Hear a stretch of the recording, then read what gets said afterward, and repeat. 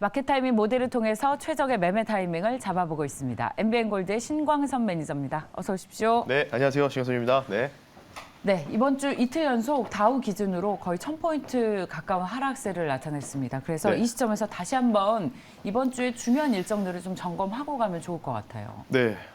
와, 그렇게 1000포인트로 하니까 많이 빠진, 진짜 많이 빠진 것 그 같아요. 느낌이 그렇죠. 네. CNBC에서 그렇게 적어놨습니다. 한 네. 800포인트 빠졌는데. 아니 뭐 다우존스가 뭐 3만 단위다 보니까 예. 당연히 뭐 그 정도 빠졌다고 보시는데 우리나라가 이제 1000포인트 단위다 보니까 2000포인트 단위다. 그러니까 반토막 난 건가? 다우 기준입니다. 예, 그렇죠. 예. 어쨌든 뭐 빠지긴 빠졌고요. 최근에 이제 뭐 실제로 보면은 음봉으로 보면은 이제 고점 대비해서 3일 연속 하락세가 나왔다. 3일 전에 고점 찍고 나서 쭉쭉쭉 밀렸는데 화면 보면서 말씀 한번 드려볼게요. 이번 주 주요 일정들을 뭐 체크를 해야 되는데 가장 결정타는 제가 어제 말씀드렸던 시카고 연은 총재 신임 내정자의 인터뷰 발언이 월요일에 나왔었고 두 번째가 바로 ISM 제조업 지수 관련된 부분인데 요게 이제 경기 침체 관련된 부분들을 많이 내포를 했었거든요. 그러니까 경기 후퇴는 리세션이고 경기 침체는 이제 스태그플레이션이라든지 뭐 이쪽으로 장기화되는 부분, 불황이겠죠. 그런 부분들이 계속해서 이제 가시화되는 부분들이 나왔었다. 이렇게 이제 보시면 좋은데 이제 오늘 수요일이다 보니까 오늘 수요일 중에서 가장 중요한 거는 이제 소비적 활동 관련된 부분들과 그리고 유럽 부분이겠죠. 그리고 중국의 수출입 동향, 무역 수지 관련된 부분 나오고 있고요. 목요일 날 보시면은 가장 중요하게 제가 항상 보는 거 거시적인 측면에서 이제 뭐 기본적으로 대학교에서 이제 거시경제학을 배우신 분들은 기본적으로 볼 수 있는 게 그 나라의 형태, OECD 경기 선행지수를 우리가 꼭 확인을 해야 되겠죠. 그리고 내일 드디어 12월 물 선물 옵션 동시 만기일입니다. 예, 그런 부분이 있기 때문에 굉장히 주요 일정들이 사실 이제 연준 위원들의 블랙아웃 기간이다 보니까 이제 데이터를 통해서 경제 데이터를 통해서 시장이 왔다 갔다 하는 부분들이 나오고 있습니다. 예, 그런 부분들 좀 보시면 좋을 것 같고요. 네. 그래서 오늘 일단 주요 일정이 또 여기서 추가적으로 하나 말씀드리면 바로 중국에서 10대 방역 관련된 정책을 내놓습니다. 오늘. 그래서 이제 가장 주요 배경들이 바로 이겁니다. 본토 간의 교류, 그리고 본토와 홍콩 이런 봉쇄가 지금 많이 돼 있다 보니까 네. 이 교류 관련된 부분들을 확실하게 풀어줄 것이냐 이런 부분들이겠죠. 예. 어찌 보면 이제 연말이 지나고 나면은 1월, 2월부터도 중국도 행사가 또 많지 않습니까? 연휴가 명절이 많다 보니까 그에 대한 부분들이 중국인 인민들의 초관심사라고 좀 보시면 되는데 만약에 봉쇄를 풀어준다고 하면은 상당히 리오프닝 분위기가 가시화될 가능성이 있다는 거겠죠. 어제 제가 잠깐 좀 말씀드렸던 부분들이 뭐냐면 이 차이나 런 관련된 자금이 순간적으로 이탈 나오는 건 아니냐 이런 부분인데 그 부분들은 사실은 이제 추측성일 수밖에 없을 것 같아요. 추측성. 근데 그런 부분들이 계속해서 가시화되고 확실하게 되는 부분들은 어디서 찾을 수 있냐면 바로 원달러 환율에서 볼 수가 있는 거겠죠. 예, 이전에 1,400원 위에서 원달러가 이 달러가 너무 강세다 보니까 1,300원이 순간적으로 붕괴되면서 1,294원, 5원까지 하락방이 좀 나왔었거든요. 그러면 우리가 생각해야 되는 부분이 있는 거죠. 외국인들이 기본적으로 달러를 1,400원에서 환전해서 들어왔는데 1,300원 내외에서 다시 바꿔치기 하고 나갈 수가 있다는 거겠죠. 그러면 100원 정도의 환차익을 얻고 그리고 그러면서 주식시장도 좀 많이 올라갔었기 때문에 그에 대한 부분에 대해서 이중으로 수익 실현할 수 있는 기회가 주어질 수 있기 때문에 확실한 거는 이 수급적인 부분들이 데이터가 아직은 한 달마다 나오기 때문에 정말 이제 차이란 어린지를 좀 확인을 해야 되겠지만 어쨌든 추측으로 좀 본다면은 원달러 환율을 봤을 때는 거의 뭐 가깝다 이렇게 좀 표현할 수 있을 것 같고요. 그래서 화면 한번 준비해봤는데요. 제로 코로나 데이터를 가지고 왔습니다. 이게 지금 보시면 조금 이제 화면이 좀 흐려가지고 좀 잘 안 보일 수 있는데 좌측이 이제 코로나 이 베이징이 가장 수도지 않습니까? 이 베이징 내에서 확진자 수의 추이를 좀 보는데 보시면 최고점을 도달했다가 순간적으로 훅 빠졌거든요. 그리고 다시 또 올라가고 있습니다. 뭐 대부분 이제 코로나19가 사실은 이제 감기 증상과 유사하고 감기보다 조금 센 독감 증상과 유사하다 보니까 겨울철 그리고 건조한 현상이 나오면은 또 걸릴 수밖에 없거든요. 예, 저도 지금 약간 목이 좀 칼칼해요. 하지만 코로나는 아니겠죠. 왜냐하면 2번 정도 코로나 저는 걸렸었기 때문에. 근데 이제 계속 재감염이 된다는 겁니다. 재감염의 우려. 그리고 지금 제로 코로나에서 이제 리오프닝으로 가려고 오는 방역 대책을 또 완화된 스탠스를 보여줄 텐데 주요 수도에서 베이징에서 지금 확진자가 다시 또 위로 지금 수치가 올라가고 있다. 그래서 만약에 지금 그래서 그것 때문에 중국도 어제 또 올라갔어요. 그러니까 어제 또 인도 니프티 증시랑 우리나라 증시만 빠졌거든요. 일본도 플러스 마감하고 대만도 마찬가지였다는 거죠. 그러니까 중국, 홍콩 항생지도 치고 가고 이런 부분이 좀 나왔기 때문에 만약에 우리나라 증시가 올라가려면 최근에는 이제 일주일 전만 해도 중국이 리오프닝 갈 수 있으니까 중장기를 좋아서 이게 같이 올라가는 이제 퍼포먼스를 보여줬는데 만약에 지금 주요 수도에서의 이 베이징 코로나 확진자들이 조금씩 다시 또 이 전고점을 넘어가게 된다면 과연 중국에서 또 이 10대 방역 정책을 완벽하게 풀어줄 수 있을지에 대해서 의문을 좀 제기할 수밖에 없다는 거겠죠. 그런 부분들을 좀 보고 있다. 그래서 아마 중국에서는 확진자 증가보다는 백신 접종률을 우선시하는지 이번 이 중국에서의 발표 내용들을 주목해야 된다라고 좀 보시면 좋을 것 같고요. 다음 보겠습니다. 네. 연준의 피봇, 다 아실 부분인데요. 기대감으로 인한 주식을 보유. 지난 제가 2달 전에도 개인 투자자들이 매도를 안 했습니다. 패닉 셀링 안 했고 오히려 더 샀던 도표를 갖고 왔는데 이것도 거의 비슷하다고 좀 보시면 좋을 것 같아요. 개인 투자자들이 안 팔고 있습니다. 안 팔고 있고요.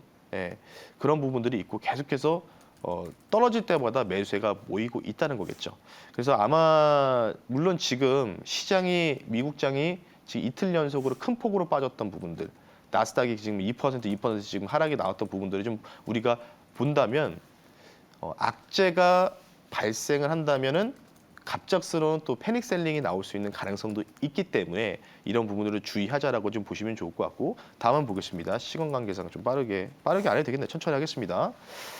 시간 충분합니다. 한 저희한테 8분 정도 남아 있네요. 네.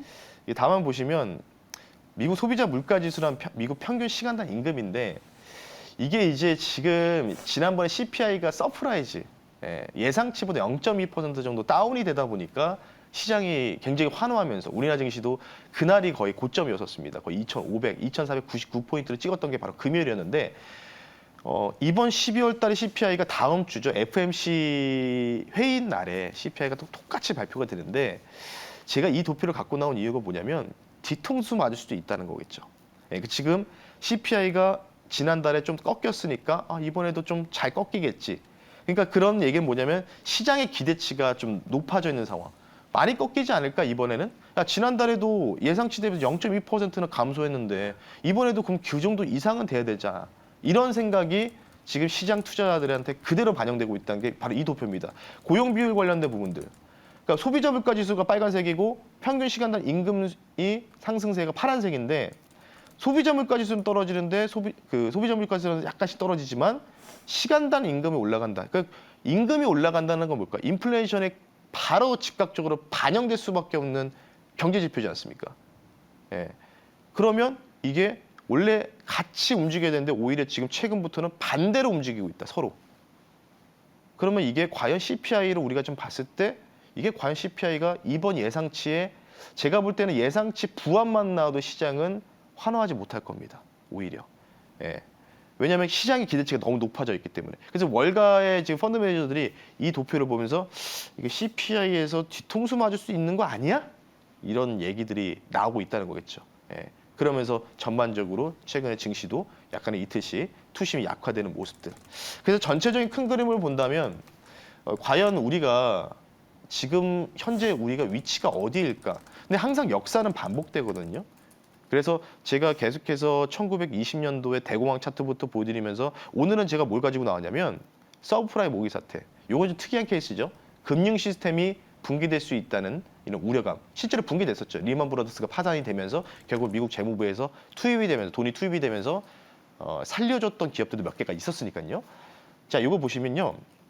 뭐 이렇게 흘러갈지 안 흘러갈지 저도 모르겠습니다. 근데 하지만 과거 데이터를 봤을 때 거의 유사한 흐름들을 보이고 있습니다.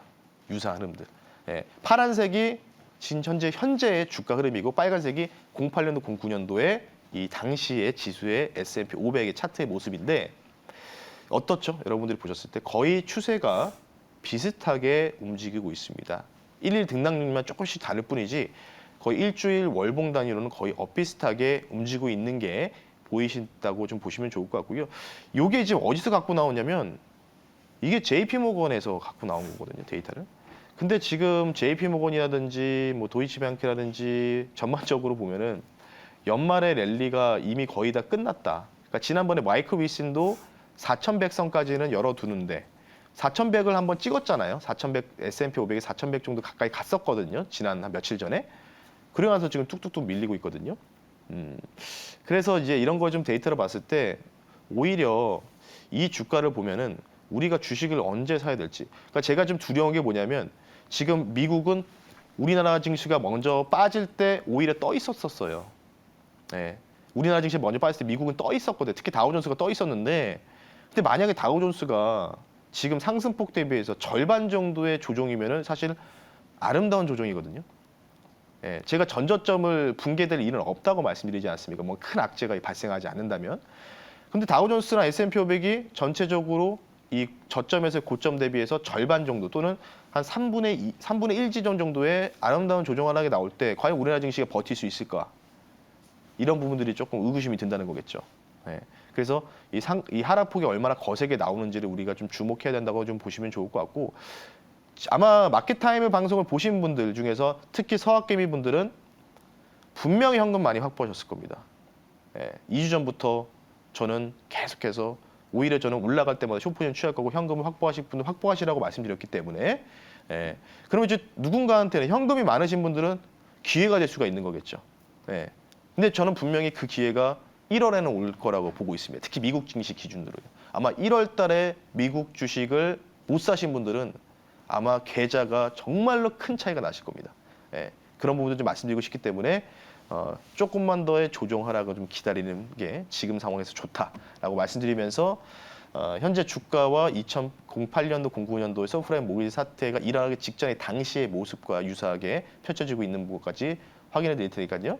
저는 다시 한번 말씀드리지만 비관론자도 아니고 긍정론자 아닙니다. 저는 그냥 현실적으로 대응하는 사람이고 지난번에도 분명히 바닥 잡았다고 말씀드려서 강력 스트롱 바이 의견도 제시해 드렸고 그리고 이제 많이 올라왔으니까 조금 팔고 좀 쉴 때는 쉬자라고 말씀드렸기 때문에 좀 이제 유연하게 대응할 수 있는 눈을 기르시라고 이런 도표를 갖고 왔으니까요. 참고하셨으면 좋겠습니다. 자, 그렇다면 싸게 살 수 있는 기회가 있는 것인지 아니면 좀 쉬어야 하는 것인지 구체적인 포지션을 좀 잡아봐야 할 것 같아요. 네.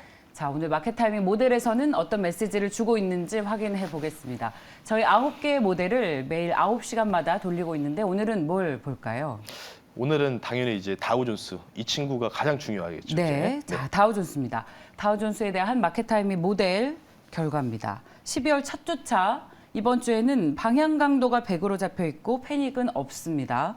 둘째 주에는 방향과 패닉이 50과 20, 셋째 주에도 방향과 패닉이 30으로 잡혀 있는 걸 보니까 저희 FOMC 회의 결과 나오고 그 이후에 좀 시장의 변동성이 있을 것 같네요. 네, 이거를 딱 보시면 야 이제 지금 꺾이니까 이번 주 100% 반향 변경된 거 아니야? 라고 하실 텐데 지난주에 다우존스 주간 차트 보시면 지난주에는 제가 11월 마지막 주에 50% 나왔었고요. 반향도 그리고 다음 주 100%라고 클린형에서 올라갔으니까요. 확인해 보시면 좋을 것 같아요. 그대로 가지고 나왔습니다. 예, 그대로 거의 변한 게 없었기 때문에 그러니까 이번 주에 일단 반향 변경 고점에서 떠 있다가 하락이 지금 다우존스가 최근에 1%씩 이렇게 이상 하락하는 경우가 드물었는데 지금 이틀 연속 나오고 있습니다. 그리고 나서 이제 다음 주에 우리 앵커님이 잘 짚어주는데 FMC 관련된 부분과 CPI가 있는데 문제는 뭐냐면 이 반향 강도가 이번 주에 일단 꺾여서 이제 패닉 강도가 없다 보니까 슬금슬금 꺾이는 거거든요, 지금. 그러니까 1% 떨어지는 거는 뭐 적당한 조정이겠죠. 많이 올라갔기 때문에. 다음 주부터 반향 변경이 있는데 그러니까 다음 주에는 무조건 반등 못 나오면 그냥 계속 밀린다는 겁니다. 언제까지요? 연말까지. 예. 그럼 산탈 일이 없는 거죠. 산탈 일이 없는 겁니다. 그러니까 이번 주에는 조정 하락을 염두에 두지만 다음 주에 반향 변경이 잡혀 있는데 만약에 반향 변경이 안 잡혀 있고 그냥 그대로 계속해서 하락 전환이 유지가 된다면 12월 3주차까지는 계속해서 하락이 나올 수 있다. 이런 부분들을 좀 보여드리고 싶어서 갖고 나왔고 마지막으로 위험 성향 모델을 보면서 말씀드리겠습니다. 네. 이걸로 그 결론을 대신할게요. 50일 이동평균선, 통상 우리나라 치면 20일 이동평균선하고 흡사하거나 60일 중지, 단중기 이동평균선인데 이 단중기 이동평균선 위에서 캔들이 논하는 종목들, 상위하는 종목들 미국 주식 비율이 이렇게나 많습니다. 이렇게나 많은 상황이고 그리고 제가 지난주에도 보여드렸고 또 똑같이 보여드리면 지금보다는 살짝 꺾였죠. 셀 의견이 나왔다. 그러면 저는 언제 살 거냐? 아까 우리 앵커님 말씀하셨잖아요. 만약에 이 도표가 통상 20에서 40 밴드까지 온다면은 저는 이때 네. 바이 의견을 드리겠다라고 네. 말씀드리면서 마무리하겠습니다. 자, 그렇다면 매니저님 지금 어떤 포지션을 취하고 계십니까? 저는 사실은 국내 곧버스 들고 있었던 거를 어제 수익 실현을 했고 미국 숏은 갖고 있거든요. 미국 숏은 워낙 많이 올라갔기 때문에 그래서 저는 이 도표를 보고 바이 의견이 나올 때까지 보유할 거다. 이렇게 좀 말씀드리고 여전히 숏 포지션을 가지고 있다. 네, 저는 12월 말까지는 계속해서 현금을 최대한 확보하고 숏을 유지할 생각이다라고 네. 말씀드리면서 마무리하겠습니다. 네, 보다 더 자세한 걸 확인하시려면 어디서 봐야 할까요? 네, 오늘 장 끝나고 또 공개 방송 진행하니까요. 너튜브에다 MBN고대 신광석 검색하시면 장 끝나고 공개 방송에서 뵙겠습니다. 네, 잘 들었습니다. MBN골드의 신광선 매니저였습니다. 고맙습니다. 네, 감사합니다.